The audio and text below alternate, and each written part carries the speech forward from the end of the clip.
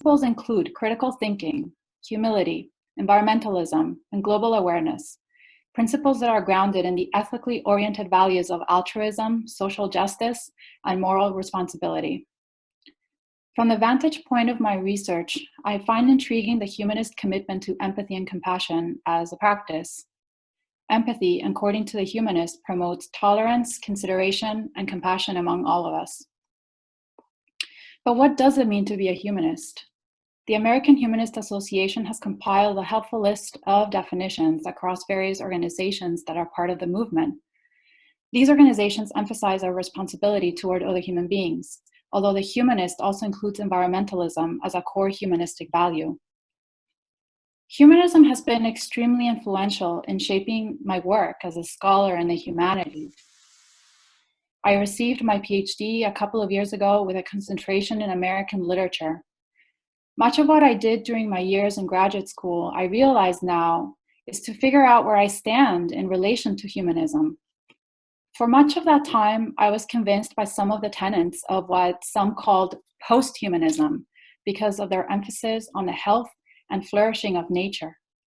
While post-humanism means a lot of different things to different groups of scholars, one of the core post-humanist principles that cuts across all these definitions is the idea that we must move beyond what they call anthropocentric thinking. That is, the view that anthro, or humans, are centric, or at the center. That is, that they are distinct from and morally more significant than the other animals in the natural world. Anthropocentrism is seen as the ideology that has caused, for example, the environmental disaster we are experiencing today.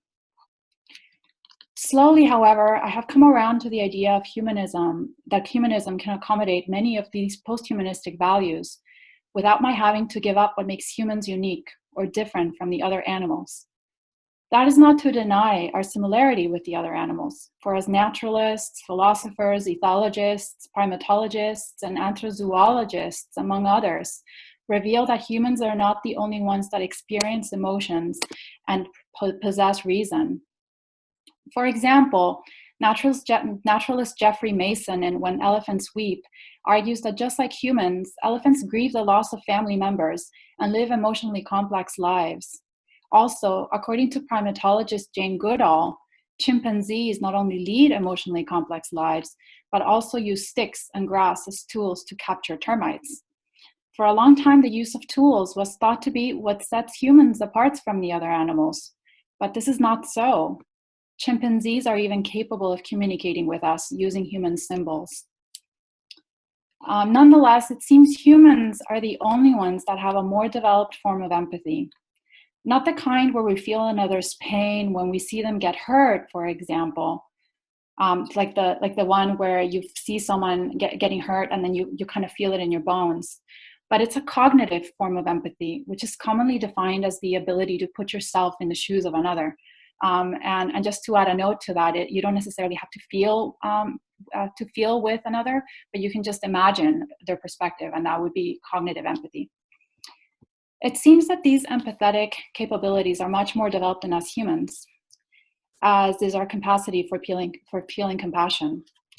Compassion is commonly understood as feeling into action to relieve suffering.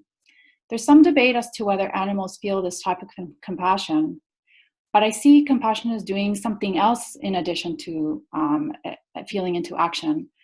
In human communities, compassion is the means which can inspire us to address systemic injustice, something which arguably the other animals do not practice. Empathy as a moral capability has been criticized by many, and a similar criticism may be leveled against compassion. For example, psychologist Paul Bloom argues that empathy has a serious downside. He says empathy introduces biases. According to Bloom, we identify with and therefore empathize with our family members and those who are most similar to us. This means that we are less likely to extend empathy towards groups of people different from our own. It seems empathy, and by extension compassion, can be limiting because it fails to break down the us versus them thinking with which I began. We can be highly empathetic towards members of our own group because we identify with them more, and even seek to relieve their suffering through compassionate action, while at the same time feeling disgusted by individuals from other groups. Another devastating complaint against empathy is leveled by one of the writers I have worked with from the 19th century, transcendentalist philosopher, naturalist, surveyor, and poet Henry David Thoreau. In Walden, he writes that by relying too much on empathy, we support charitable work that in the long run does not eliminate suffering. We do not, in other words, address the causes of systemic suffering when we are just focused on relieving the suffering of an individual. But Thoreau, in my view, had a very uncharitable view towards this type of compassionate action, because by acting on our empathy, we can not only gain insights into what might be causing systemic suffering, but it can also make us care about a cause. So how do we go about doing that? And it seems that the best way to do so is by utilizing cognitive empathy. For in imagining the situation of another, we gain a deeper understanding of why that person is suffering and hopefully become interested in and caring about their situation and what's causing it. And this is precisely what Armine Norovayan argued in an article in The Humanist titled Compassion, Empathy, and Being a Humanist. There she writes that by viewing the world through the eyes of those who need help, it allows her to better see the structures that make them depend on her compassion and empathy. The goal for her is not to feel the others suffer, but ultimately to address the systemic problems that cause the suffering of the individual in the first place. Being a humanist means accepting our human distinctiveness, for only we have the capacity to alleviate systemic suffering. Even so, far too many humanists emphasize their moral duties to other humans. But what about the interests and perhaps the rights of animals? This is where my work, though deeply engaged with core humanistic values, has had an impact on the kind of humanist that I am. As a scholar of American literature, and I am exposed to ideas from a time period which in many ways was not that different from ours. These writers too faced systemic problems concerning the treatment of minority groups, and they too were witnessing the destruction of the natural world, the rise of factory farming, and our increased dependence on international trade for goods and services. Writers like Thoreau blamed the global nature of economic exchange and our insatiable hunger for the consumption of goods. The economic system, he argued, sustained the institution of slavery. By far the most lasting influence on my work as a humanist is being exposed to writers like Thoreau, because they emphasize our moral responsibility toward the non-human world. So to return again to Walden, Thoreau criticized the way we live by making palpable the difference between our needs and our wants. What are our most basic needs to live a good life, he asks, to which he gives the answer: a simple house, a few items of clothing, and a simple diet comprised of vegetables, which we grow ourselves. By restraining our need for clothes, we shut down cotton trade and the economic exchange of other goods necessary to produce the fabric needed to make clothes. The same applies to other natural raw materials like sugar. Similarly, by having a simple diet, we reduce the need to slaughter animals. Living simply also means reducing our environmental impact as it promotes a more harmonious relationship of use with nature. By embracing our role as consumers, Thoreau envisioned massive changes to the economy that make it more humane. My study of literature has also widened my horizon as someone who grew up in a conservative religious working class family that held very dogmatic views about how we should live. It has given me insights into the privileged nature of cultivating compassion as a practice, for I understand now that it is harder for people who are struggling to meet their own needs to extend compassion towards others. This reason alone has solidified my intuition that we need to lift everyone from economic precarity. It has also widened my views about humanism, what it is now, and where it can turn to next. As a humanist, I believe that we need to address systemic problems that harm humans first. This is the reason why I ultimately decided to become a humanist. But given that one of the humanist tenets is to live a life informed by insights from the sciences, based on the most recent science, I believe we have moral obligations towards other animals. The conversation surrounding what our moral duties are towards animals here in the United States is more than 100 years old. In the late 19th century, we saw the founding of many humane societies in the United States, dedicated towards alleviating animal suffering. This is largely because of changing perceptions about animals' cognitive and emotional capacities. Many novels cropped up with the main concern of pointing out our similarities to other animals in order to foster a moral consideration for them. This work, although at a very early stage, has led me to reflect on another tenet of humanism.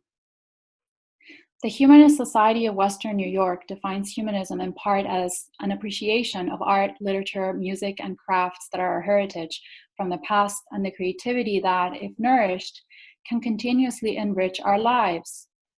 This conception of the arts as a source of meaning in our lives, while important, is not the only use to which it can be put.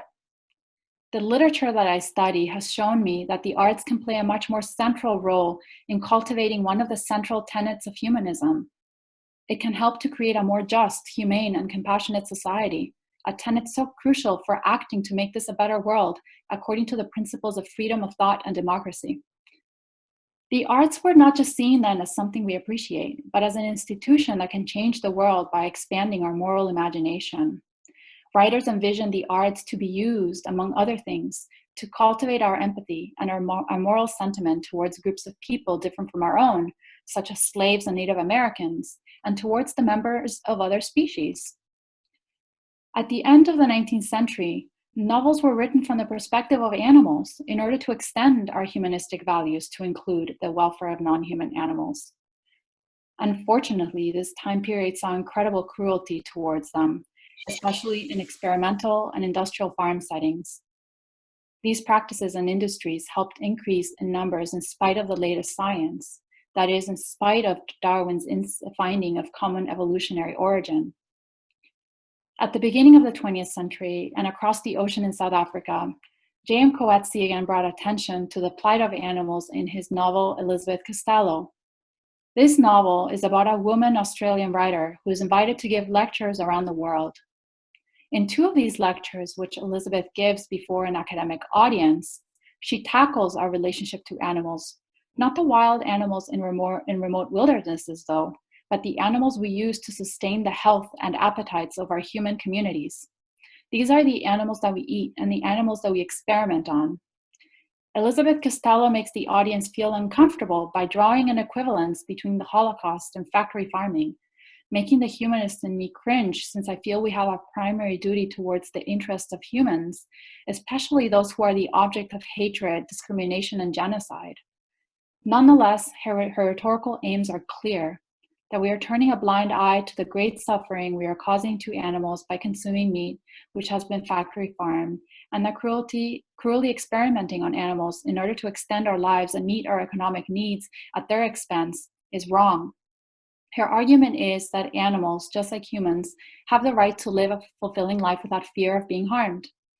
Elizabeth imagines herself from the perspective of an ape being experimented on, and in doing so, she argues, in keeping with the current science, that animals have emotions and feelings that are not respected in experimental settings. Her intention is not to raise awareness just of the cruelty of unregulated experimentation, but of the terrible situation non-human animals find themselves in. She's working to enhance, in other words, our moral imagination. But where does this leave us? Does it mean that we need to give up eating meat altogether or stop experimenting on animals at the expense of human health? I believe that no, this does not follow from her arguments. To answer this final question, I turn to another contemporary writer, American poet Wendell Berry, who argued that it is impossible for humans not to have a relationship of use with nature. We must use nature, in other words, in order to thrive as a species. The issue is how we use nature. Our goal, therefore, should not be non-use, because the humans matter just as much as nature matters, insofar as we depend on nature to survive. Our goal is how to cultivate responsible and compassionate use in a society that thrives on the endless consumption of goods. Berry makes a very interesting argument in favor of what he calls a loving economy. In this loving economy, we make products that are well made, that is, made to last, works whose craftsmanship and artistry are valued. In this loving economy, it is all about how to make the most of our resources in order to cut down, in the long run, our need to replace poorly made products that eventually end up in landfills. Implicitly, the argument might also help us solve the problem of our use of animals. Berry implies that animals and nature should not be treated merely as means to economic ends. Perhaps this involves cutting down on the amount of meat we eat, or even completely eliminating it from our diets, or creating more humane environments for animals, or finally, designing humane experiments that do not just benefit humans, but the animals themselves who are being experimented on. But Berry's vision of a loving economy is impossible without lifting all of humanity from poverty. In other words, we must prioritize social justice if we're going to achieve a balance between nature and civilization. Berry does not tell us how to get there.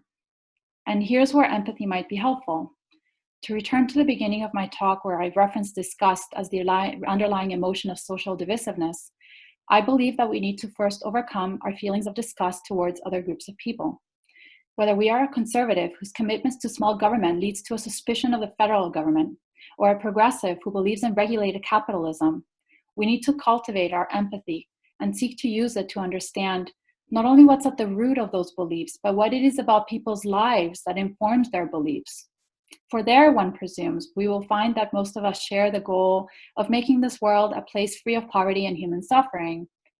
By extending our empathy towards members of groups who are different from us, we will gain insights into their situation and might be more inclined to address their concerns as well as ours. We will create space for dialogue and the exchange of ideas, which is the hallmark of humanism and democracy. So far, so good. This view might sound rather optimistic and cliche, however. Given, for example, the disgust and anger that have empowered white supremacists to overcome their shame of being racists, and anger and contempt for others that have emboldened them in this political landscape to assert their self-perception as a community whose values are under threat. The solution is not to feel empathy for the racist, but neither is it to feel disgust towards him, because disgust turns another human into something less than human, into something revolting, a pest, which is exactly the tactic that the Nazis used in their attempts to exterminate the Jewish community. There's nothing to be done about disgust-driven racism except expose it for what it is, use the emotions of shame and contempt to prevent them from harming other humans, and use the law to punish them should they violate their moral duty to other humans. The other difficulty is that disgust has translated to anger in other communities as well. And while this anger helps to protect the integrity of the self-image of, for example, minority groups, combined with disgust, anger forecloses the possibility of meaningful dialogue. This is the mentality that fosters the belief that we are right and everyone else is wrong. How do you cultivate empathy in this kind of political environment? This is where the arts can help, and is ultimately why I am a scholar of literature engaged in writing about and teaching literature. Literature and the arts expose us to perspective different from ours. That is, it fosters empathy, which hopefully gets translated into compassionate action. At least this was true when I decided to become an English major when I was in college. And it is this commitment to the study of literature that helped me move away from the values I was taught when I was a kid. Teaching and writing about literature has taught me about the central role of the arts in spreading awareness about the deplorable conditions of other humans, and in the cultivation of a more complex, multi-perspectival experience of the world in order to lift other humans out of poverty and begin to foster the loving economy about which Wendell Berry writes.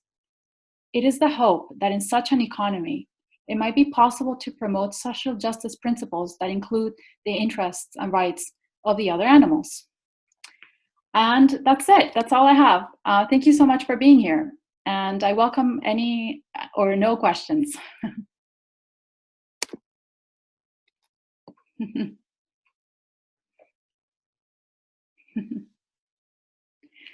Let me see. Should we unmute everyone? I have a question, Aleksandra. Yeah. This is Lucas. Yeah.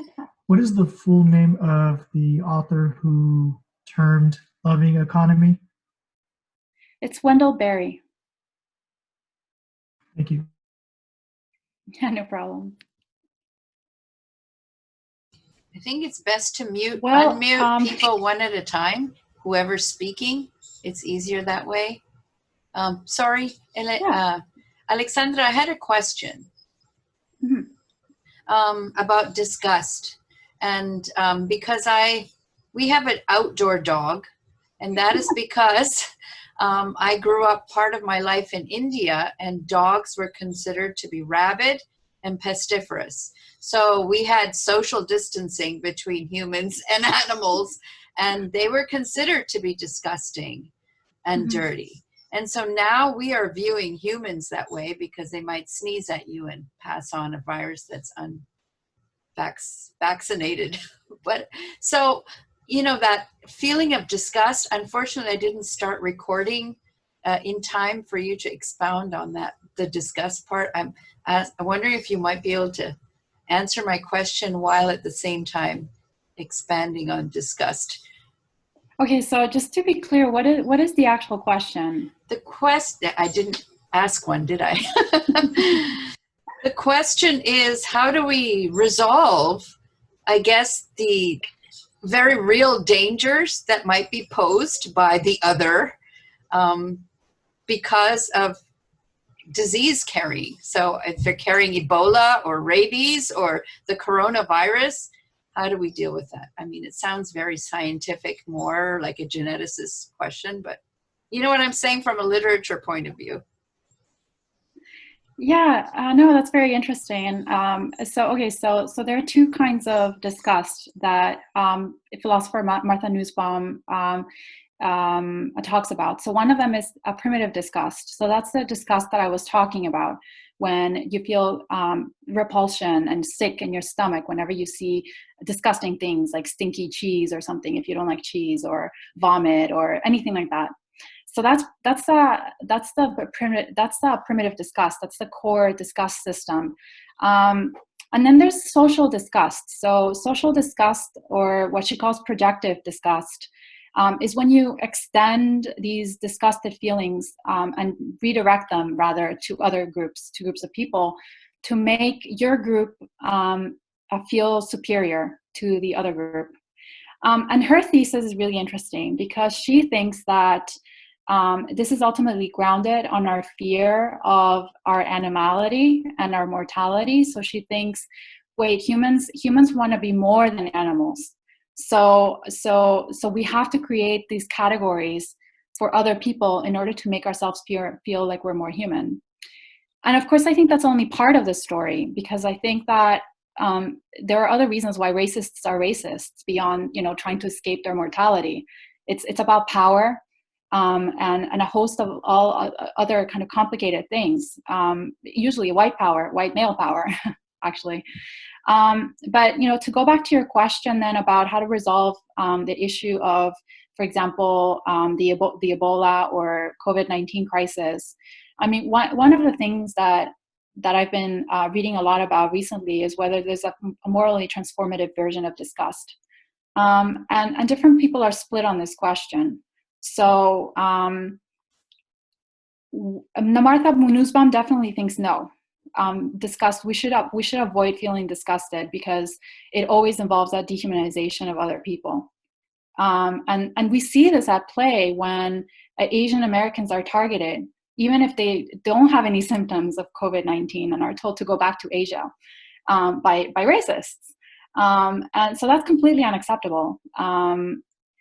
Now the disgust towards coughing, I mean, that's going to be kind of normal. That's the tapping into our primitive disgust system, and so there may be some evolutionary advantages to this, because there's a correlation between our fear of things that are disgusting, because slimy things are sometimes dangerous, like snakes and things like that.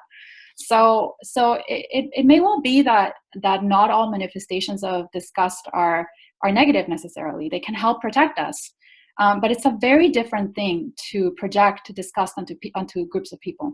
And that's where it becomes problematic as a moral emotion, because a lot of this is grounded in our sense that other people have transgressed some kind of norm that we perceive to be the right way of things. But that may not be so. For example, gay people. This is homophobia, right? It's rooted on this idea that that's an abnormal and natural practice. And this is based on moral disgust. And so that's not productive at all. And so the danger is that by using it again, even if you believe in worthwhile ends, that you're doing the same thing, that you're reprojecting and dehumanizing and doing all these things that we should work towards not doing.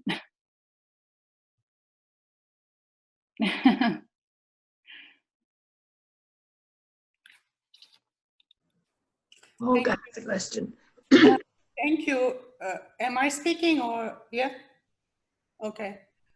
Thank you for the interesting snapshots of your work, Aleksandra.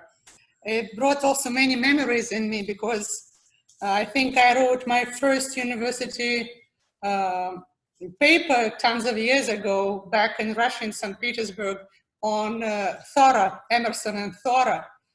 And I do have my degree in the history of the English literature, and then I moved to social psychology. And much of my writing in my past here in this country was about, I worked in conflict resolution, so it was about humanizing the other, basically. So many associations, many memories. But I have a question which I struggled in my past while doing some writing on reconciliation and forgiveness. And it brings me to you, and I would be interested to hear how you reflect upon it. I think it's a very good thing for us humans to know what's good, what's bad. And if in front of me the criminal, cruel act is happening, rape, mutilation of an animal, etc., I think it's a very right thing for me as a compassionate human to be disgusted. And it's a very right thing for me, as much as I want to promote nonviolent approach in conflict resolution, to stand up in such situation and do my really best just to stop the disgusting act of violence. So I wonder how you respond to that and what you would like to add to this. Yeah, no, that sounds really fascinating because in fact, I've been working on a paper about another American writer, James Baldwin, and he tries to mobilize disgust in precisely this way that you're talking about, because he's describing horrible, disgusting, racist practices where, that involve rape, that involve beating and animalizing, Black male bodies and so forth.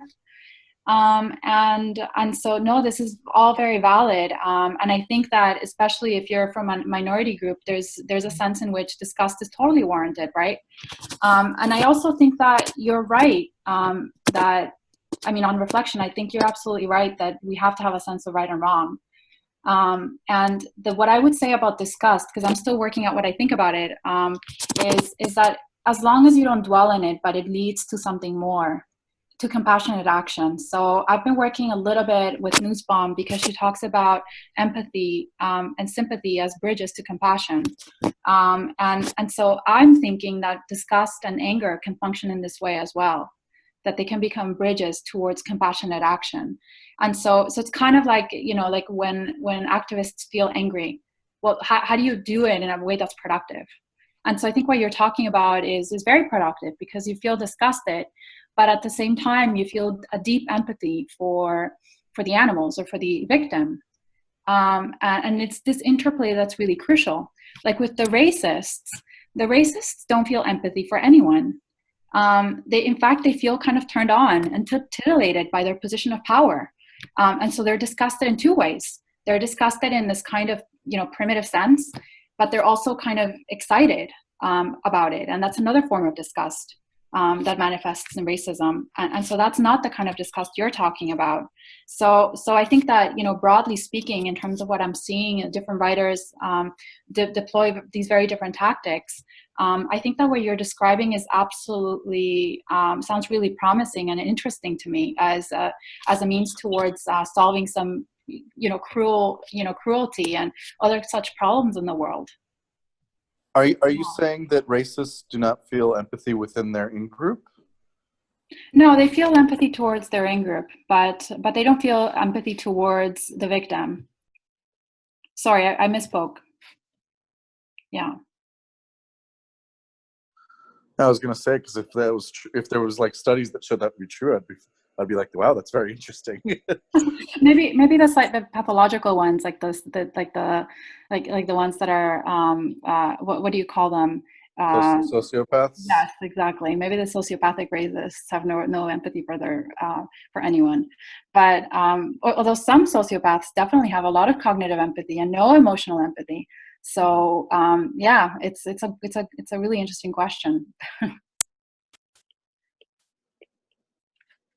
I think there was like a question from Sue as well. I know that you were wanting to get in something. No? No, no, it was just earlier on, just part of your lecture. Last night we watched a movie, Earthlings, on YouTube, which was horrific. And it was about how animals are treated in farms, how they're slaughtered, and where leather comes from, and the cows from India, how they're treated. And it was just horrific, you know, and animals are sentient beings. They feel, they have emotion, and what we're doing to them is just absolutely outrageous. Yeah, So yeah, there's a big question right now in ethics concerning, you know, what is our moral obligation towards other animals, right? And so one of the most famous ethicists is Peter Singer. He wrote a book called Animal Liberation, and there he argues that, you know, that we need to take into account the interests of animals, and that means that, you know, if you're gonna keep them in confined environments, you have to figure out a way to make their environments better. For him, he's actually a practitioner of vegetarianism. And in my view, he doesn't make convincing arguments for vegetarianism, but he does make a good point that we are just not good at considering the interests of other animals. And this is what I was talking about in connection with Elizabeth Costello, about the need to kind of imagine from their perspective, and that might help. But no, I think it's atrocious, and I think it's a lot of it has to do with lack of information. I think people don't want to hear it, or they don't have access to it. I actually had a question about that. You know, probably the biggest philosophical divide among people who are concerned about animals is the divide about animal welfare versus animal rights. You know, Peter Singer is a proponent of animal welfare, but he's not a proponent of animal rights. And I'm just, you know, so basically the breakdown is that with animal welfare, people believe that, you know, we do have the right to use animals. They are there, we can use them, but we have a moral obligation that as we use them to minimize their suffering as much as is practical or possible, where the philosophy of animal rights say that animals exist for their own purposes and we don't have any right to use or exploit them, regardless of whether or not we're attempting to minimize their pain and suffering. You know, so like Peter Singer says that if you can raise and confine animals in such a way that makes them comfortable, and then slaughter them in such a way that causes them no pain at all, that there's no real ethical issues with that. And an animal rights advocate would not say that. They'd say that, you know, you could try to do the same thing to a human being and we wouldn't consider it acceptable to take the life of a human being if you minimize the pain, because we recognize that human beings have rights, and that's the distinction. Then if you extend those rights to animals, we also don't have the right to do that to animals. And any animal rights advocates would say that, you know, the interests of animals are not the same as the interests of humans. So it's not like you have to treat them the same, treat every human and every non-human animal the same. I mean, that's obviously, you know, absurd. You know, there's no argument that you have to extend the right to a bear to the right to vote, or for a fish to serve on a jury. That doesn't make any sense. But just because we have it in them having rights, we have to take their interests into consideration, and taking their lives and exploiting them means that that's a violation of their rights, even if you're attempting to treat them in a way that they are comfortable. So I'm just wondering if, in your exploration of sort of how to treat animals from a humanist perspective, if that's just irreconcilable, that distinction, or if there's something that can be agreed upon if you don't reconcile those two, I think, dramatically different ethical perspectives. Yeah, so that's a really good question. Well, good point, actually. So I'm not as familiar with Tom Reagan's work as you are, but I am with Peter Singer, and I think it's a mistake to say that he's not a proponent of rights. He says he's not, but he does say in Animal Liberation that animals have a right to life, and that they have a right to equal in consideration of their interests. And on this basis, he argues for vegetarianism. So I think it's a weak argument. I think maybe he would accept, or within his argument, you could say that humane slaughter would be acceptable. I agree with you on that, and I think that's why he gets a lot of criticism for that. But I just wanted to say that because I've read in the literature. Oh, sorry, we can't hear you. Sorry.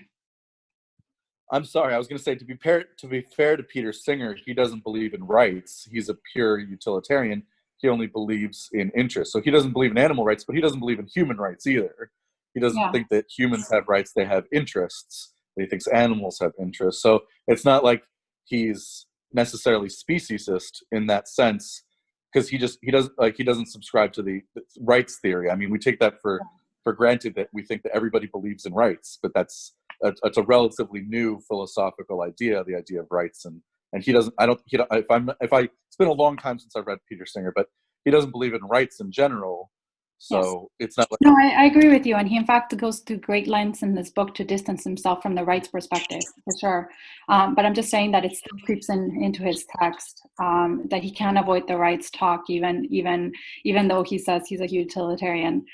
So there's a little bit of common ground between the two views right there. But the issue that you asked me about, how to reconcile these two views. I mean, I think from a utilitarian perspective, let's just go with Singer. Wouldn't it make more sense to not just diminish suffering, but if there are other sources of food, to eat something else?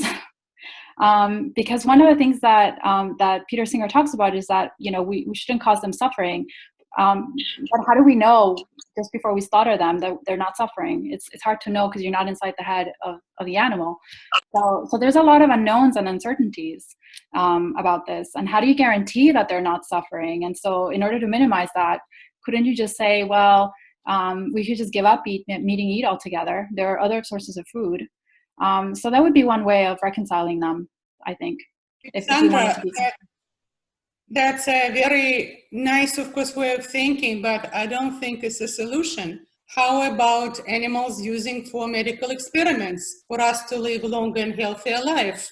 And so this is specific one question. Okay, you stopped eating meat. What about this one? So we do play gods. We do decide who has the right to live, who does not. So how do you do that? And with probably some other trends. So just to be clear, I'm not advocating for either position. So I agree with you that we do play God. There's an interesting philosopher called Donna Haraway. She specifically writes about animal experimentation. And one of her great insights, I think, which is something that has had me thinking for a really long time, is that one of the things that humans are not good at is we're not good at dying. It goes back to this question of disgust and fearing death. And that if we were better at dying, that we wouldn't need to experiment on animals, right? Or that we wouldn't need to perform half the experiments that we perform on animals. The other issue here is that a lot of our experiments on animals are not actually what you think they're doing. Like there are a lot of it is just for cosmetics, for testing products for human consumption. And it's not immediately evident that a lot of these animal experiments are actually benefiting humans' health even. And Peter Singer documented this very, very in a lot of detail in his book, Animal Liberation, if you're interested. Of course, it's out of date now, but I don't think things have changed. I mean, why do you need to perform on a monkey experiment on a monkey to find out that it's traumatic to remove a being away from its mother? Like, why do you need to do that? Like, it's kind of obvious, right? So there's all kinds of experiments like these that just make no sense from the perspective of animal welfare. But Yeah, at the same time, many experiments, and a friend of mine, and you know her, many guys, Orsha, Olga too, who is not here now, she worked as a medical biologist PhD in the laboratory, making lots of experiments of mice, rats, I do not know who else. I know some other colleagues in similar field who had to, after experiments, like that picture stands in my mind for years, easily cutting heads of mice, holding them by tail because they needed to expose of them.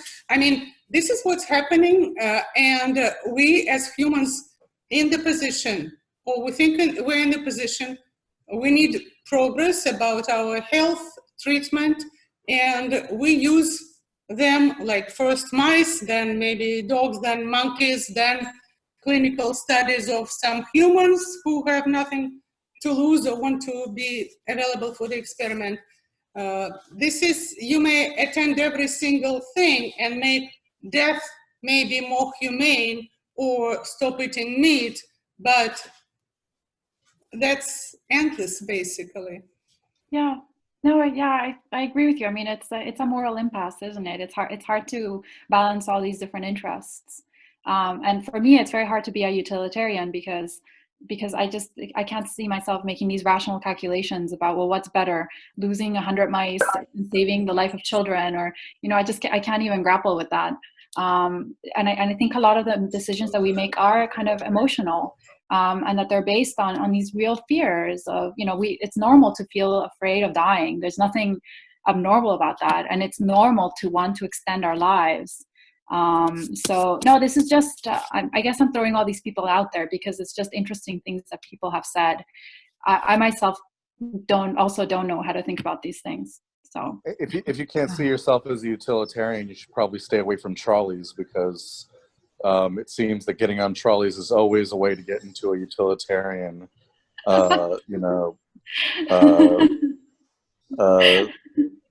picadillo.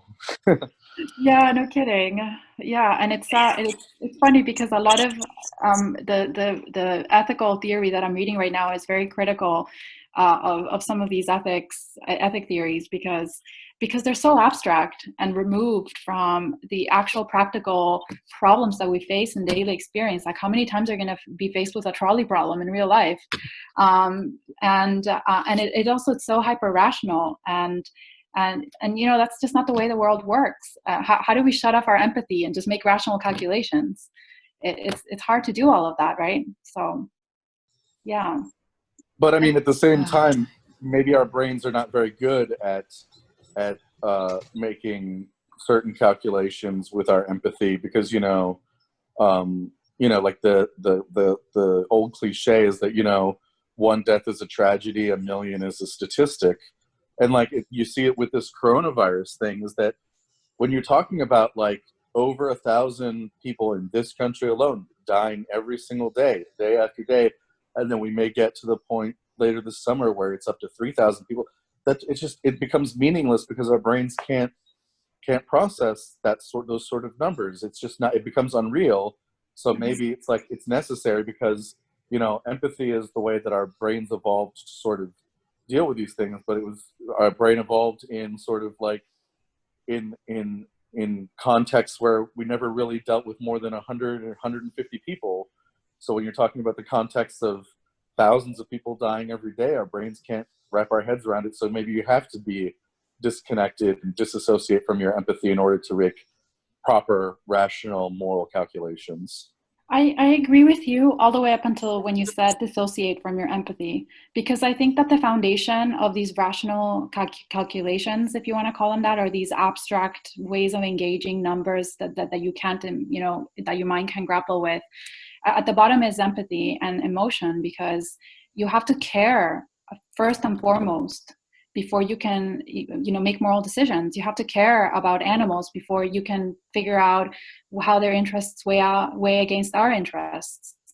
So maybe it's not that utilitarianism is not something that I could subscribe to, but rather that I think the emotions, empathy, compassion are more fundamental. And I think that Tom Reagan, from my memory from reading him, I think he would probably agree with that too. Although he also bases it on a kind of abstract principle. But I think at the foundation of all these theories is that Peter Singer cares deeply about animals. And all these ethicists care about animals, otherwise they wouldn't be writing about it. So, in the interest of democracy, I'll invite anyone who hasn't spoken yet to raise their hands. You'll be first on the list.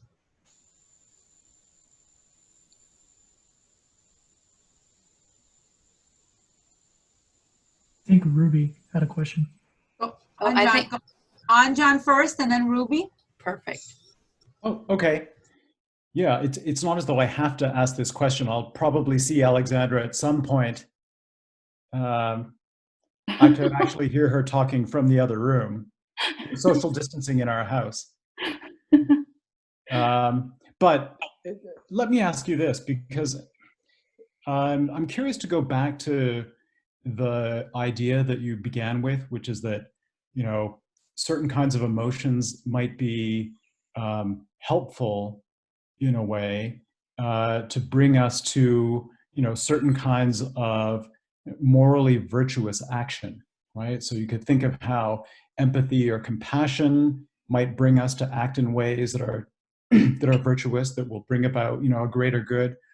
And you're talking about how disgust might, in certain contexts, function the same way, right? So we might have experience of disgust, and that might bring us around to acting again in ways that will bring about some good or a greater good. And it seems as though a common theme with respect to the way that emotions function in these different cases is that unschooled emotion, right? It could go well or it could go badly. It could lead you to do good things or it could lead you to do bad things, right? If you have compassion and empathy, but only for people who are like you, then, too bad, like me, then, too bad for, I don't know, whatever outgroups I may perceive in my environment. If you feel disgust towards the wrong sorts of things, right, then that might lead you to act again in ways that are not going to promote the good, right? So it seems as though what we need in each of these cases is a kind of tutored set of emotions or an educated set of emotions, right? So that we're disgusted by the right things, and so we act accordingly. And we have empathy and compassion for the right things, and so we act accordingly.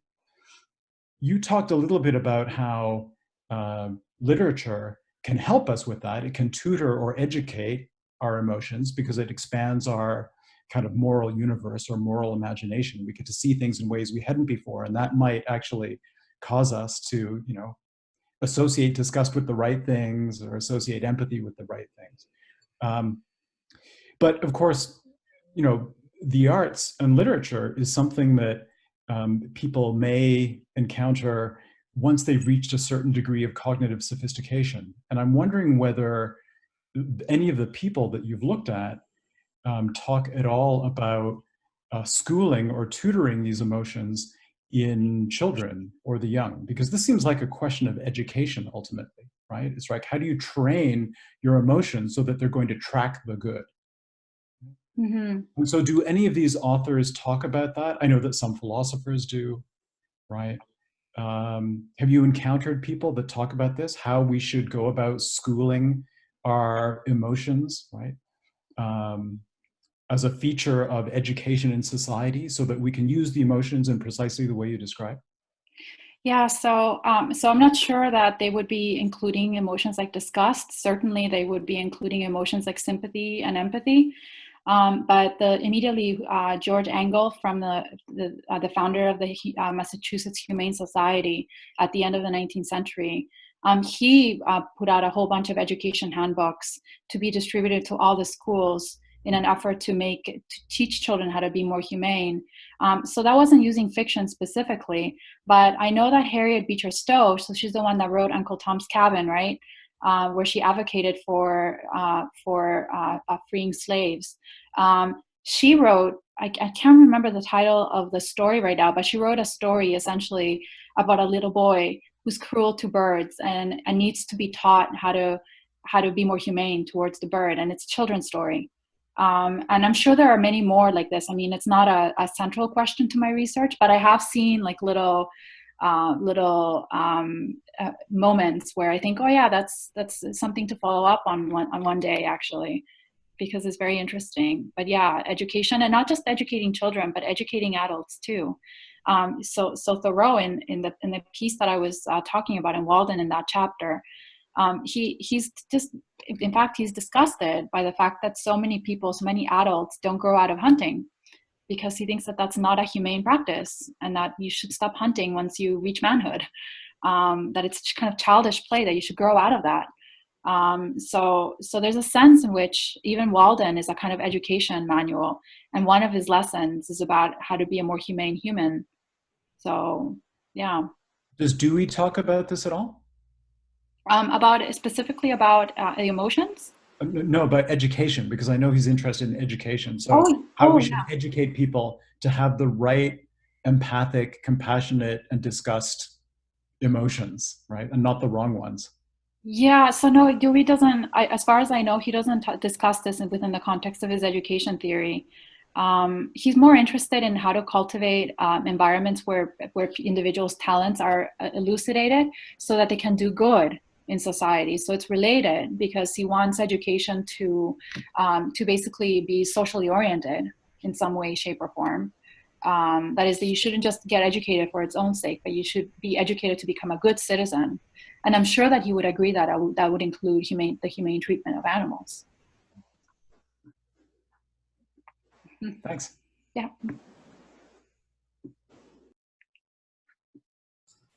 Ruby, you want to go ahead? Yes, thank you. Can you hear me all right? Yeah. Okay, good. Hi. Hi.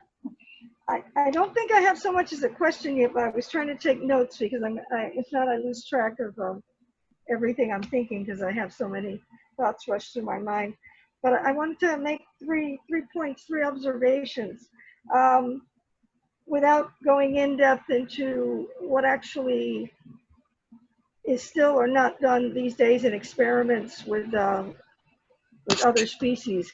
And I don't like to say animals because I refer to human beings as animals, and I just refer to other things, other living things, as species, whether it's a virus or an insect or a four-legged creature like the kind I take care of.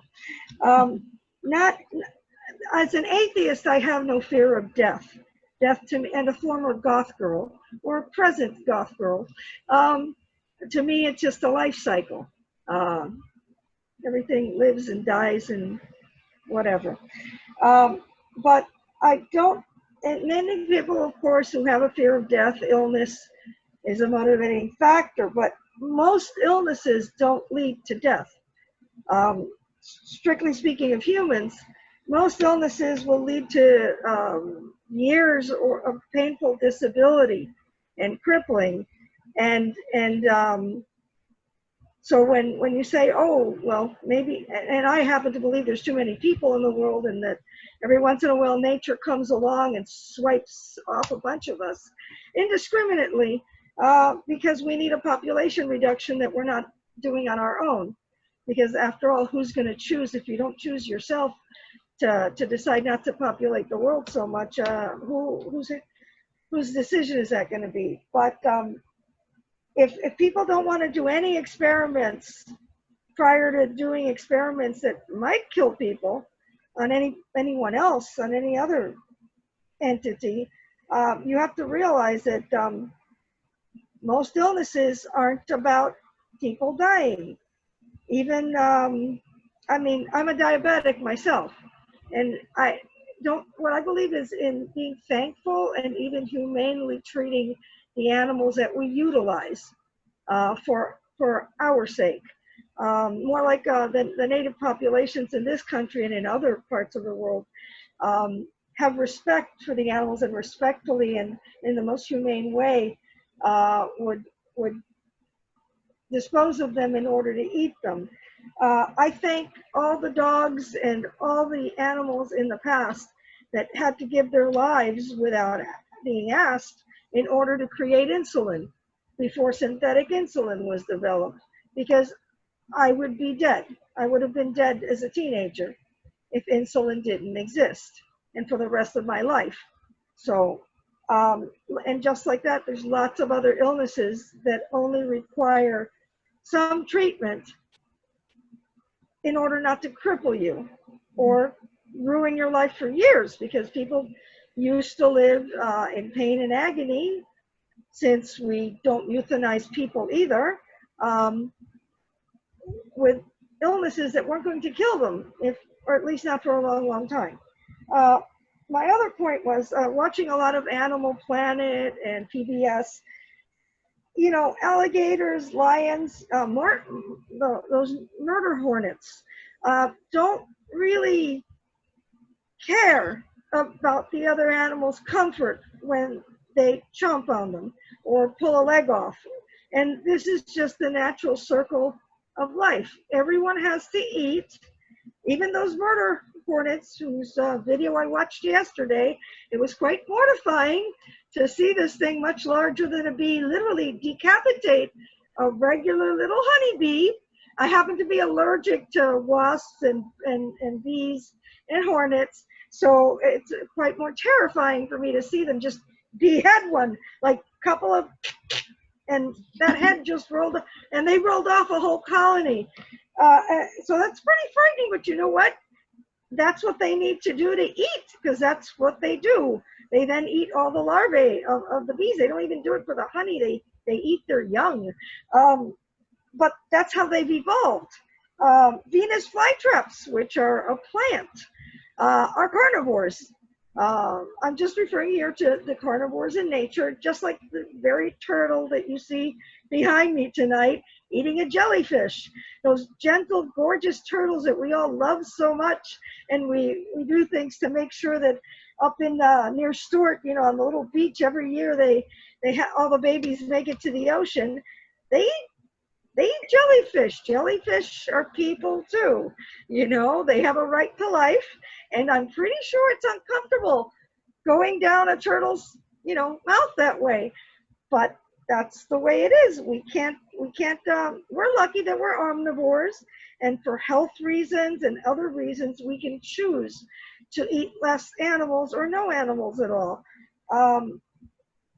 That's fine with me. I think for health reasons, we should all eat less animals.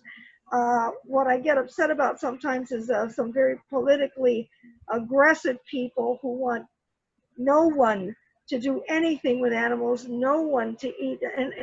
And these ironically fall into two categories. Some of these people are my friends, and they're the actual kind of activists who put masks on and go and vandalize places or let animals out of whatever lab they're at, and don't want anyone to eat anything. And some of them, again, two categories they fall into: those who refuse to have pets, and those who actually collect a lot of rescues, whether they're chickens or snakes or dogs and cats. And a lot of the animals that they foster are either omnivores or carnivores themselves. I'm thinking, well, without some sort of meat industry or somebody collecting animal flesh, how's your cat going to eat? Cats cannot be made into vegetarians. If they don't have taurine and they don't have meat products, they go blind and their kidneys fail. So those lovely cats that you like, just like the cats in the wild, need to eat other animals. So who's going to be in charge of collecting those animals and chopping them up and feeding them to your cats?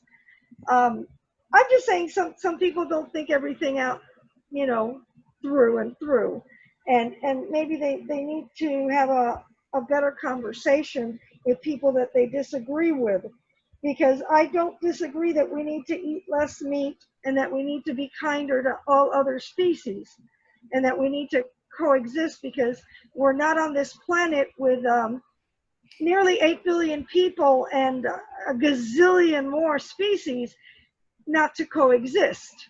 You know, there might even be a patch of this world for murder hornets to live in peace without killing hundreds of people with things. The other thing, and I did not jot down my third point. What you were saying about disgust. Yeah, that is a complicated issue because watching the video from the murder hornet, I was mortified. I wasn't disgusted because I think of it as a circle of life, but I was mortified. However, when I see racists, when I saw an article today about a guy in California who put on a KKK hood to go shopping at a grocery store, that was disgusting and completely unnecessary. And it saddens me when someone feels so small in this world and so powerless that they have to be that way and then indoctrinate other people into finding those people to be disgusting. Because like I said, I think of humans as just other animals. And sometimes we're the worst animals because we choose to treat other life forms in a certain way that other animals don't seem to do out of cruelty anyway. A lot of the great apes it looks to us that they're being cruel, but really it's just their way of life and their structure and the way they've evolved, where they'll kill somebody else's babies because they have to be the alpha male, and that's the structure that they live in. We're supposed to be better than that, and so we don't do that kind of thing unless, we live in some countries where people are still very brutal with each other for stupid reasons. Ruby, do you have a question No, for Aleksandra? I told her I didn't really have a question. Oh, okay. Although that theme of disgust, I do like hearing more about it because I wonder how it affects people. I just had a few points that I wanted to make from what I heard from people, because I know some people are very passionate about their ideas and I don't disagree with them. I just wanted to point out some things that they need to take into consideration when making blanket statements about not using other species for the good of everyone, because a lot of the research that's been done on other species actually have helped other species. A lot of people that have dogs and cats don't realize that a lot of things that have been used primarily to find illness treatment for humans are actually being used for pets. So okay, we need to just let it all be good for everybody. Yeah, so Kindly. So I think that kindness. you're right. You raised a lot of really interesting points because, I mean, we were talking about, for example, Peter Singer's position, which is all about taking into account the interests of the other animals. But he gets critiqued because he doesn't think about the interests of humans when he's advocating for vegetarianism. So one of the questions that Tom Reagan asks, for example, about his work is, well, if we all of a sudden could become vegetarians right now, is it right to do so, given that millions of people would lose their jobs and whole industries would collapse? And so there are all these other human interests that need to be taken into account because of the current way that our economic system works.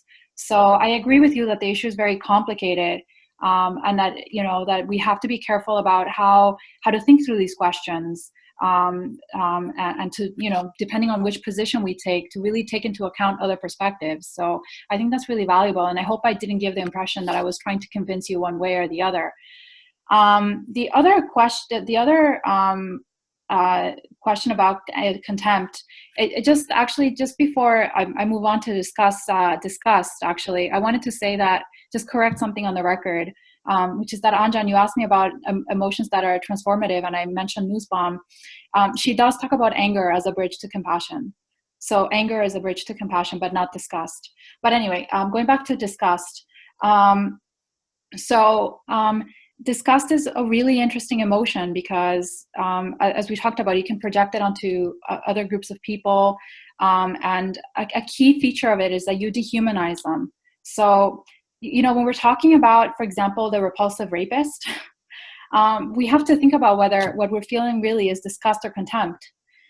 Contempt is thinking of someone's practices as being somehow inferior to ours, that they're somehow inferior to us, but it doesn't involve this dehumanizing aspect of it. And so for somebody like Martha Nussbaum, for example, she would say that we need to redirect our disgust and find other emotions that are not so dangerous, because they can so obviously be repurposed for these social ills. Like what Anton was saying, that it's really difficult to mobilize disgust in a way that's uniformly, that's bulletproof, let's say. So disgust is a fascinating emotion. The other thing about disgust is that while some people kind of think of core disgust or primitive or primary disgust as a kind of innate emotional mechanism, there's some evidence to suggest that there's a huge learning component to it. That even like kids, when they're first born and when they're little, they don't feel disgusted by eating or the sight of feces, for example, or poo or anything like that. They're kind of fascinated by it. And that it takes some time, some socialization for them to actually feel disgusted by these things. That's not to say that over time, if you were like trapped in an island and dropped as a baby, that you wouldn't feel eventually disgusted by these things. But that there is a sense in which we acquire, these sensations of disgust in our social upbringing. So it's a little bit blurry as to whether it's evolved or if it's innate, or whether it's learned. So that's a really interesting question that you raised about disgust, and I find intriguing the fact that you keep saying that you don't feel disgusted. Because I think that's really admirable, actually, that you don't feel that emotion. You might feel other kinds of emotions, but disgust is something that you are able somehow to overcome, and I think that's not the experience for most of us. I feel disgusted by a lot of different things. So so thank you for your comments. They were really productive. Christina, you have had your hand up for a long time. Okay. Hi. I just wanted to share some things that I read about the current research on empathy and compassion, just to sort of tie it in if anybody has any comments about it. And it's Daniel Siegel, who's a famous psychologist. So he's done a lot of really detailed work into the biochemistry, the neurology, the physiology of what's happening with empathy and compassion. And a lot of this is kind of actually not new. The new part is more that they're able to actually do a lot more of the brain wave and sort of the science and stuff is newer.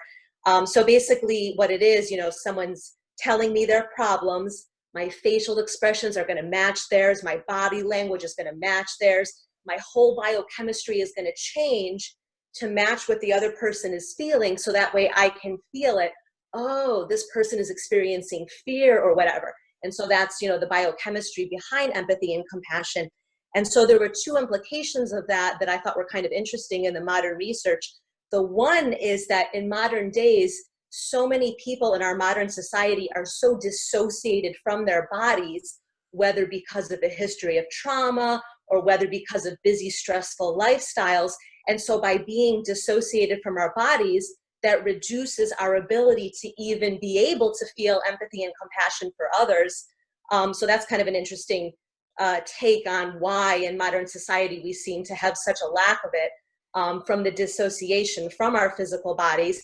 And then on the other end of the spectrum, people who fall into the category of empaths or highly sensitive person, that whole, sort of newish category in psychology, have the opposite problem, that that we feel so much about others that we get so burned out just from absorbing, sort of taking into our own biochemistry. So anyway, I just thought that was interesting research that kind of tied into the topics of empathy and compassion, that, now that they're able to really measure all of the neurology and the physiology, the biochemistry behind it, most people have the problem of dissociated, but then you've got the other group.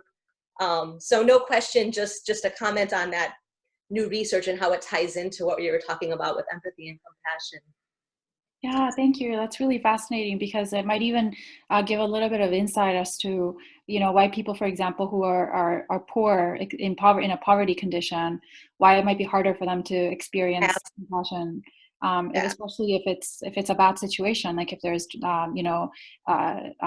violence at home or anything like that compounds those feelings of polarity, right? So that's really fascinating research that I didn't know about it actually. So that's really fascinating.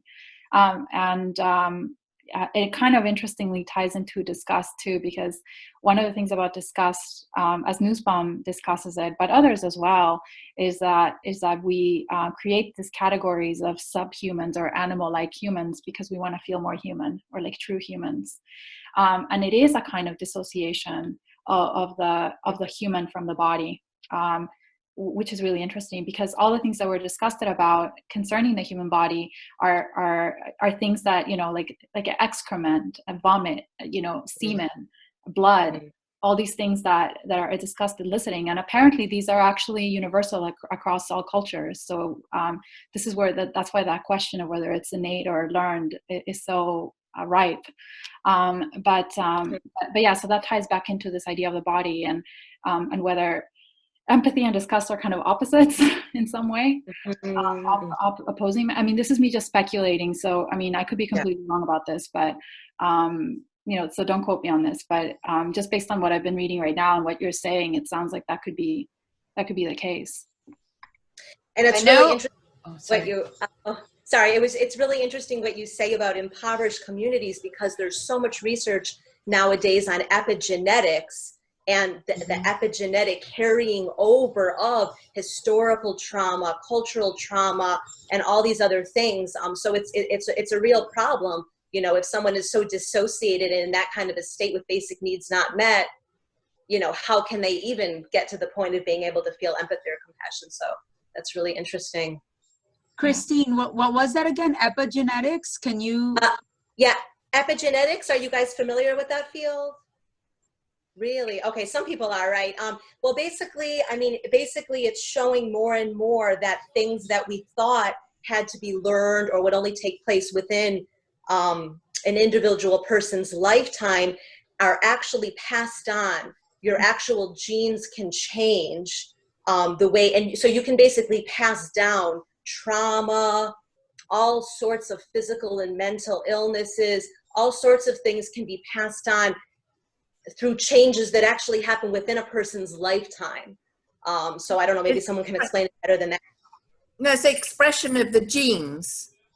Yeah. The epigenetics, it affects the genes and how they're expressed, whether they're turned on or turned off. And it can pass through generations. I think the first study was done in Sweden, and it wasn't really done for that purpose, but over several generations, different things happened in people's lives, like famine or drought or, bad things. And they could follow how it affected that generation, and then it would go on, 2 or 3 generations, that same expression, however they reacted to that situation. I just want to say something, going back to disgust. Something that kind of fascinates me is, we have disgust of excrement. Dogs have much more sensitive noses to us, and they love smelling other dogs' butts. Yeah. That's not disgust for them. It's like. Yeah. And in fact, Frans de Waals talks about disgust as one of the emotions that makes us different from other animals.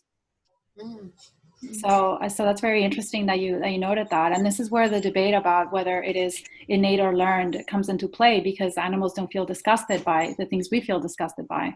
So, there's a rotting corpse. Let's make a meal out of it, right?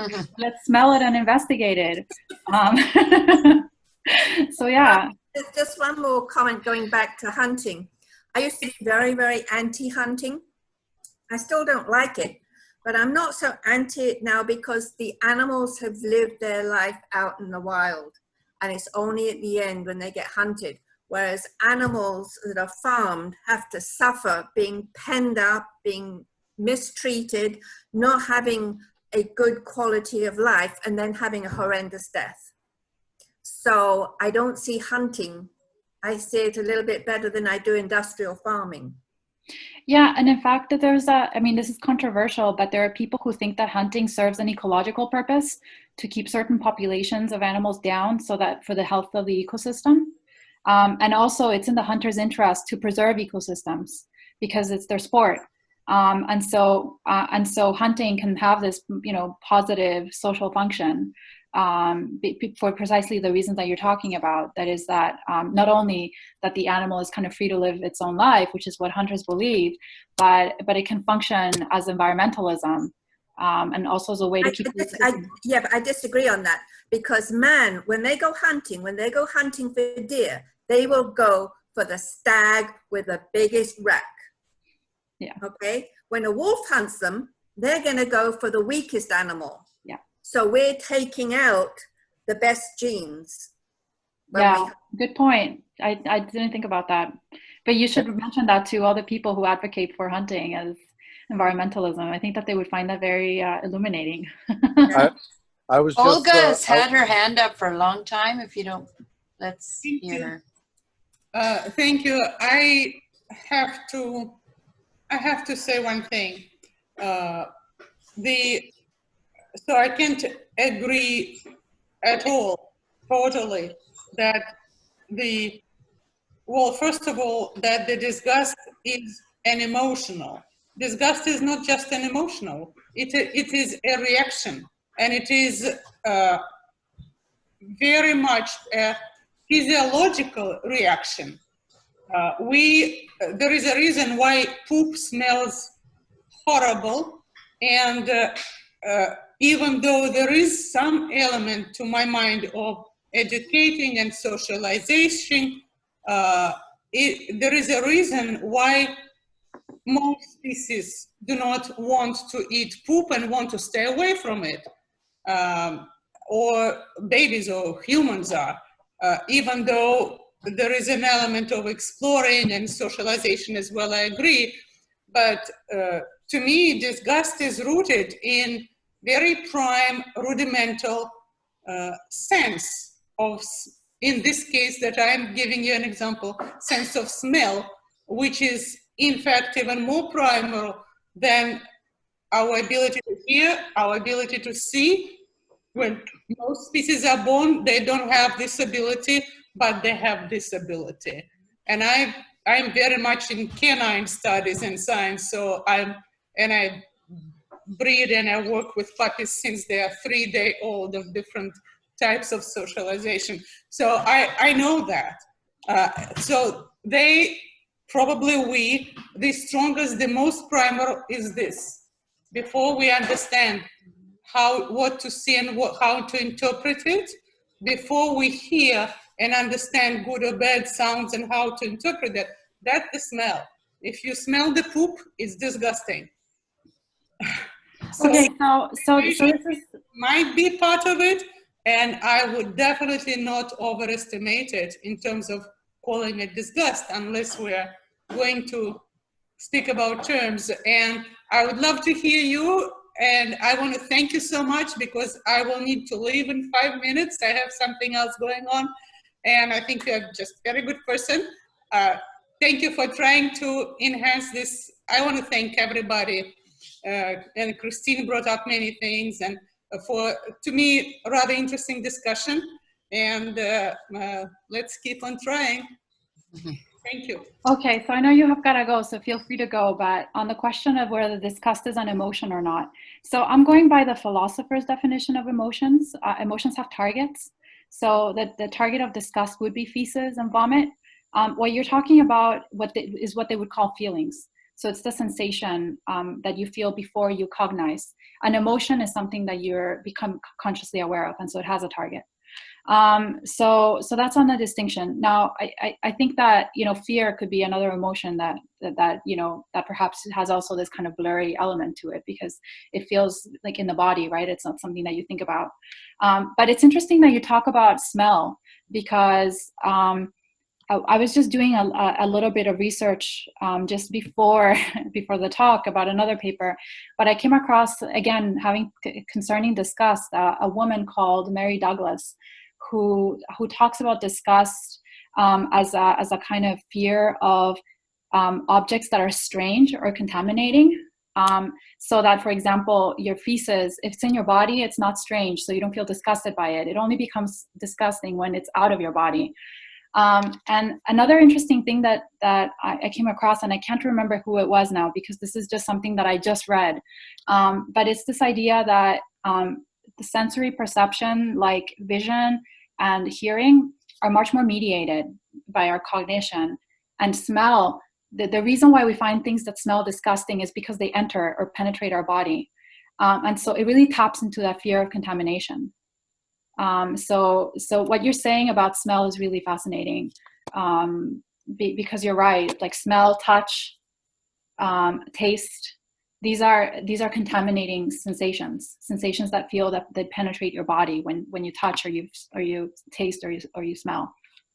And this is why, for example, some people, some white males, for example, feel very disgusted by homosexual practices, because it involves the mouth, it involves the anus, it involves feces, it involves all kinds of things that they find disgusting, and it's a lot of interpenetration of things that, and intermingling of things that they find disgusting. So anyway, just something more to think about. Thank you. Do Elena or Lucas or Betsy have anything to say before we reopen it up, or Reggie?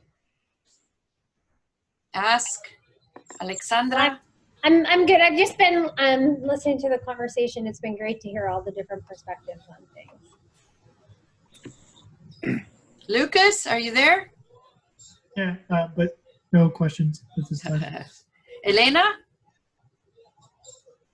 Okay, the floor is open for second rounds. Well, I just wanted to comment on the thing that Sue said about her change on opinion on hunting. And it's actually a coincidence, because I was actually messaging with Elena about this earlier today, that I consider hunting to be less unethical than getting food from agriculture.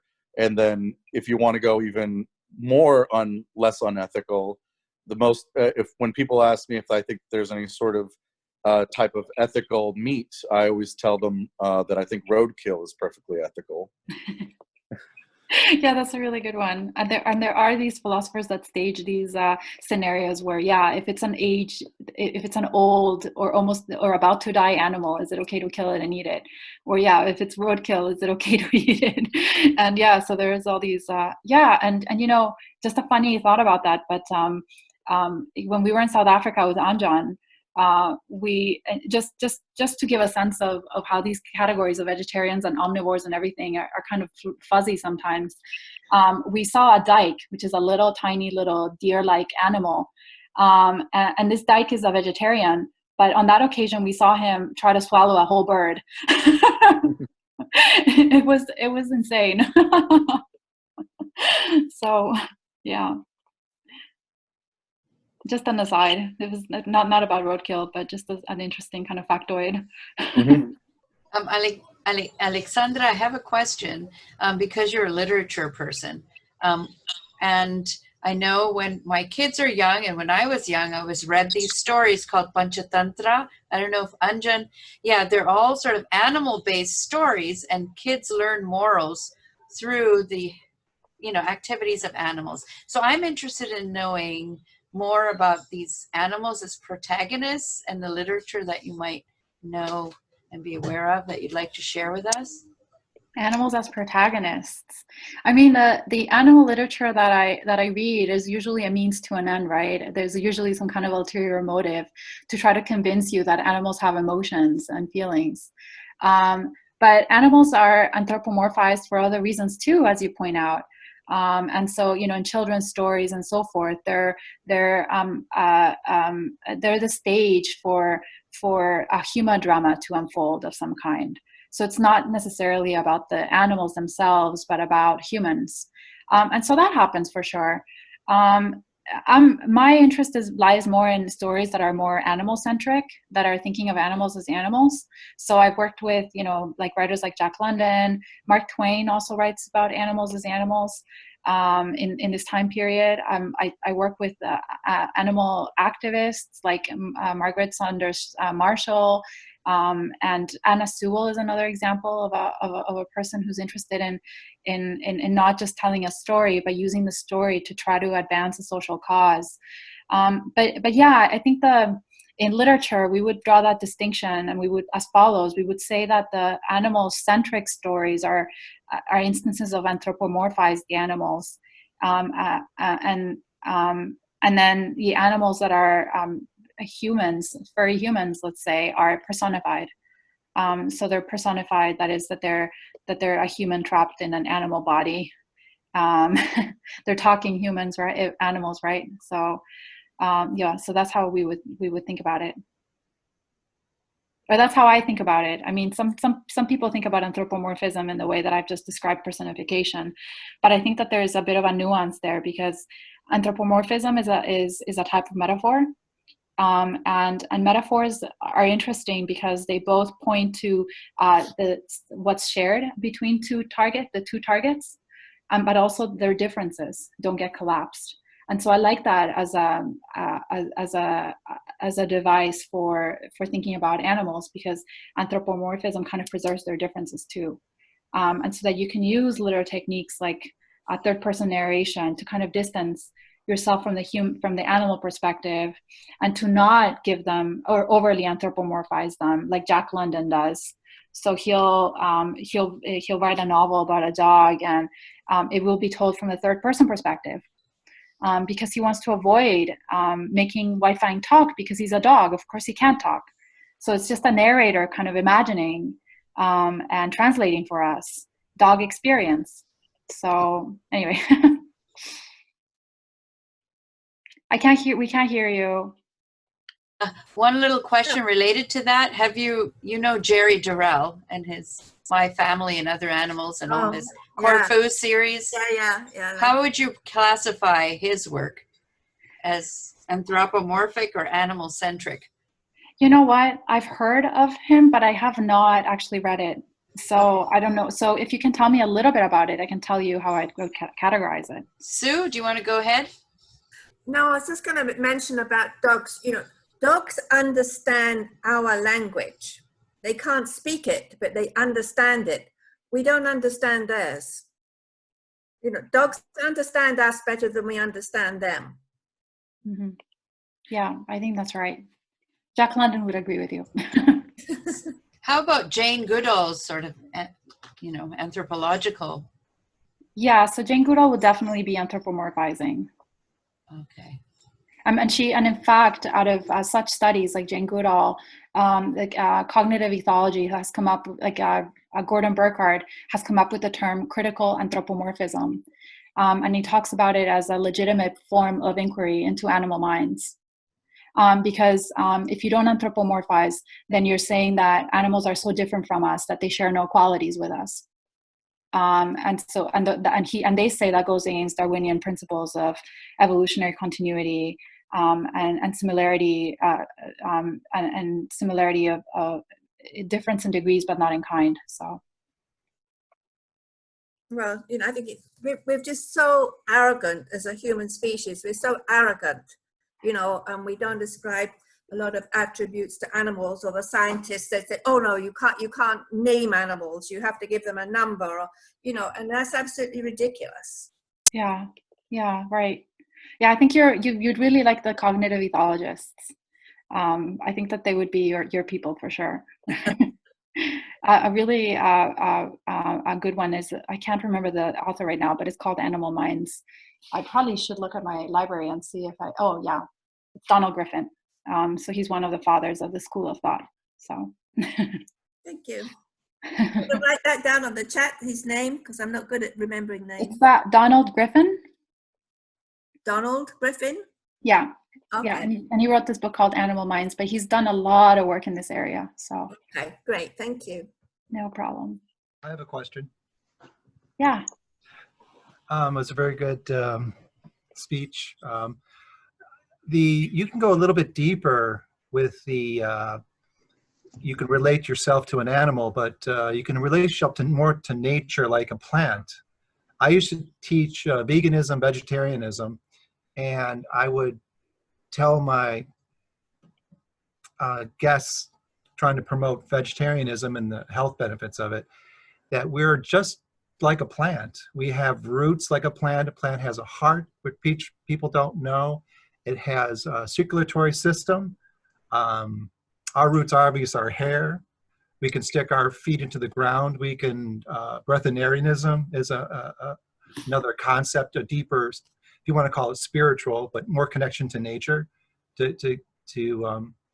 And also the blood of the plant is molecularly structured, almost identical to the blood of humans.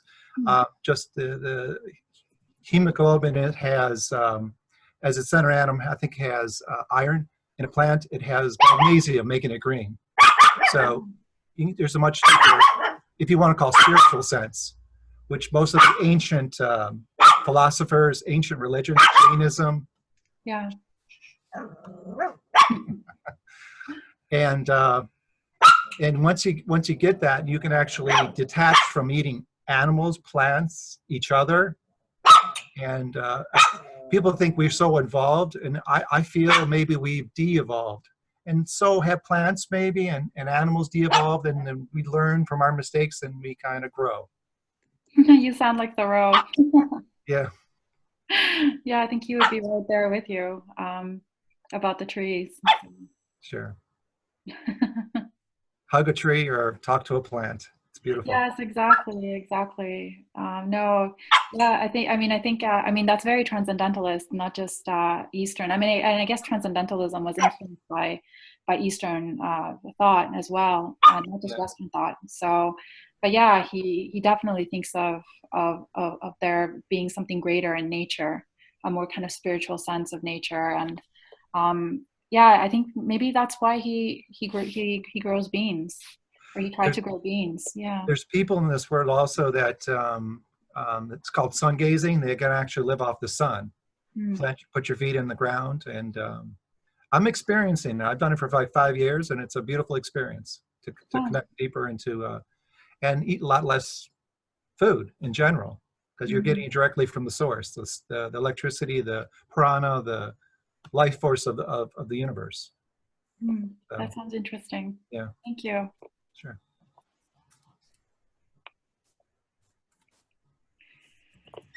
Okay. We can't hear you, Glima. Oh, there you go. Ruby, you have a question?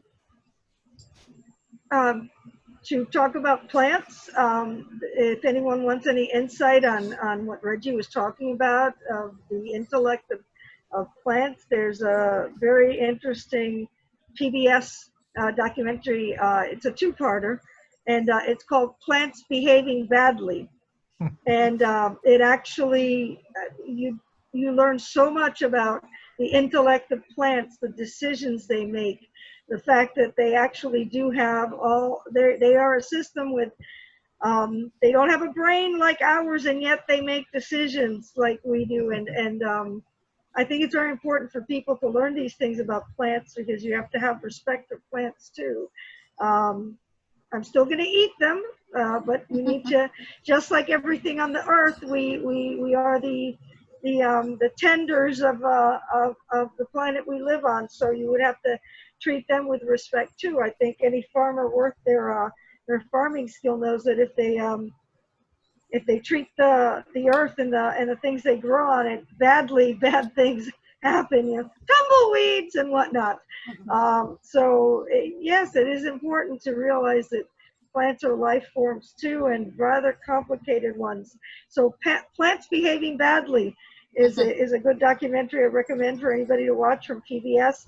And I forget the name of, there's one more, I'll look it up because I recorded it somewhere, that were really great experiments on plants and will be a great insight into your world, whether you're a vegan or not.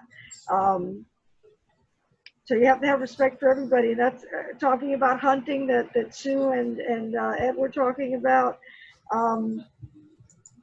it's just very important to keep open dialogues between groups that don't agree with each other, because there is insight from both sides. You know, there's no wrong or right. There's just better ways of doing things and coming to some consensus of, as a humanist, making the world a better place for everyone and leaving it a better place. There are good things about hunting, but there's some hunting things out there that aren't good. And you can also, farming is also not necessarily a bad thing and done correctly. There are very cruel, large industrial farming techniques that are bad. They're bad for people. You're eating toxic animals when you buy from them. So we all just need to keep an open discourse and be open to fruitful discussions with people that we don't necessarily agree with, and be respectful of that, because everybody's got something to say, because we're all human beings and we all perceive things and we all manage to get through this world, and we can learn from each other. Yeah, that's good. Thank you. Eduardo had his hand up for a long time. Are you there now, Eduardo? Yes, I am. I raised my hand just to comment the last thing I said about the Sioux with the hunting. So I didn't know that I had to put my hand back down. Oh, sorry. Elena, Lucas, any more questions? You haven't had a peek from you. I have a question. For the authors that you mentioned earlier that had research or stances on animal rights, animal welfare, have any of them potentially addressed situations or contexts where, for example, there might be an invasive species that disrupts an ecosystem because that particular species was able to thrive, and as a result there is ecosystem disruption, and then humans as a result have gone into either control by killing that invasive species or relocation? Did they have any thoughts about addressing that, reconciling that with killing animals purely for consumption? Yeah, no, I haven't come across anything like that, to be honest. The only person that I think is remotely close to that is Donna Haraway. But she's very interested in how various forms of human intervention can cause these kinds of, invasive species kinds of scenarios. And she's very interested in what she calls nature culture knits. So these places where culture and nature meet. But in terms of, what to do about invasive species and the role of the human, I really have not come across anything like that, but I'll put a note because that sounds really fascinating. Yeah. Do you have any thoughts on that? In my question, I definitely wasn't implying that humans would not be the cause of the invasive species finding itself where it is, because I know that humans can definitely have a part in that without knowing the consequences, whether immediate or over time, and then people down the line have to end up dealing with that. I don't particularly have any thoughts apart from what the potential impact is to the ecosystem itself. Yeah, right. I think maybe you might be able to tell us a little bit about that, because she's expertise there. Oh, who would be able to tell us? Maybe Sue, I was thinking, but I don't know. Sue, do you have some thoughts about that? To be honest, I'm thinking there's a program I want to watch at 9, H2O, the molecule that made us, on PBS. It's fascinating. Great. I think this is the third one, and it's just kind of off topic, but water's a real problem. There's such a shortage of it. We don't realize. And they're going to be, there are a lot of crop failures already, and we're not really feeling it, but we will. Mm-hmm. Yeah. So that was it. I'm sorry, my mind had wandered. I was thinking about No, that's okay. But maybe somebody else has ideas about this. Well, yeah, if I could, I guess, chime in as far as, what people that are concerned about either animal welfare or animal rights might think about that.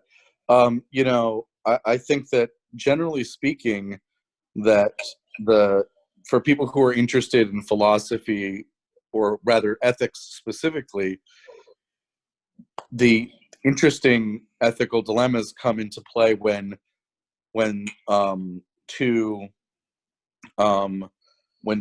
countervailing ethical concerns come into conflict.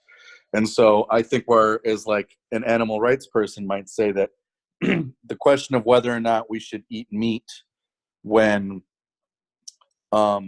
perfectly healthy and abundant plant sources are available for food, it's not an interesting ethical question. It's because you're just choosing to eat meat for frivolous personal preferences, you know, just a palate. But that's not to say that there aren't situations where the idea of using certain animals when the reason that you use them might actually not be completely, you know, frivolous or personal preference. And then there might be interesting questions in how to handle that. I mean, Ruby was talking about sort of animal experimentation and, you know, producing things like insulin. Whereas I think that, you know, the vast majority of animal experimentation is probably not very useful, is not very fruitful, is on things that, you know, it doesn't actually produce any positive benefit. It's conceivable that there are animal-based experiments that could yield something very positive for people, like producing insulin as an example, that can't be, that results like that could not be produced with a non-animal alternative. So that actually is an interesting ethical question. Whereas I think, like, should I buy a leather jacket or should I buy a non-leather jacket is not an interesting ethical question. It's just so I think that when it comes to things like, you know, ecosystems being within you know, a foreign invasive species, and how you handle that in order to protect an ecosystem and protect animals in that ecosystem, there's very interesting moral questions. And how you go about, you know, do you start culling invasive animals? Do you start trying to capture them? Do you capture and spay and neuter, then re-release? I mean, there are many interesting questions there. It's not like animal rights people haven't thought of these things and don't think that, and they're absolutists in the sense that you could never hurt an animal under any circumstance because there's never any good reason to do it. I think that there's interesting ethical questions in certain circumstances like that. Yeah, like a good example of that is PETA. I think, if I remember correctly, I remember reading that they think that, what is it called? The dog that's has a really bad reputation. I'm blanking on it right now. The pit bull. Yeah, that they should be put down because they suffer a lot more with humans who mistreat them. So they think that the whole line of dogs should be just eliminated. So that's an interesting example of what you're talking about, if I remember correctly. But then, yeah, the other question is about, you know, how to weigh the interests of the species versus the interest of the ecosystem, and not being an ethicist at all, but just having read, you know, a lot of literature that thinks about these questions. As you were talking, it made me think that maybe the foundation of all species is the ecosystem, and that maybe you need to prioritize the ecosystem and create healthy ecosystems and allow ecosystems to flourish, because that's the foundation of all animal and plant life. So that would be how I would think about it, but in those particular instances. But yeah, Sue has a comment. We can't hear you. Hold on. Go ahead. Can you hear me? Yeah, I don't like invasive species when they're endangering the native animals. And ethically, I have no problem whatsoever with pythons being killed or hunted and exterminated. I think they should be. You know, if it's a benign invasive and it's not hurting anything, I don't have a problem. But the pythons are wreaking havoc absolute havoc in the Everglades. And the Everglades is a very special place, you know, a special ecosystem, and it would be sad for that to go. So I don't have a problem with that. It's the same with feral cats. People love cats, and I don't have a problem with people having cats in their house, but cats should not be allowed outside the house. They kill birds, lizards, God knows what else. And people say, oh, mine don't kill anything. You put a camera on that cat and they'd be amazed that they're killing 50 or 100. Oh, I didn't know it was a hunter. You know, and they're doing so much damage. We'd have so many more wild birds around. And I don't think it's ethical to have feral cats or people feeding feral cats. I don't have any problem with doing away with them, or otherwise you put them in an enclosure and somebody takes care of them, but not out in the wild where they're wreaking havoc on the wildlife, the native wildlife. Well, unless somebody has a burning question that they must ask Aleksandra, we need to relieve her because she's been at it for 2 hours. So unless you have a really short question for her rather than a long comment, we have 4 minutes. So it would be a 30-second question or 10-second question. Oh. Yeah, I think everybody's tired of Zooming. I guess the 10-second comment is thank you very much. Yes, thank you very much. Very interesting. Oh, thank you. Unmute everybody. Thank you very much. Yeah, thank The you. questions, they were very, very helpful because this research is rather new for me. So I'm really excited to share it with you and to have gotten so much interesting feedback. Thank you so much, Aleksandra. Thank you. Hi, everybody. Thank you. Hi. Thank you so much, Aleksandra. It was awesome. Oh, thank you, Ellen. Thank you. See you soon. Bye. Bye, everybody. Bye.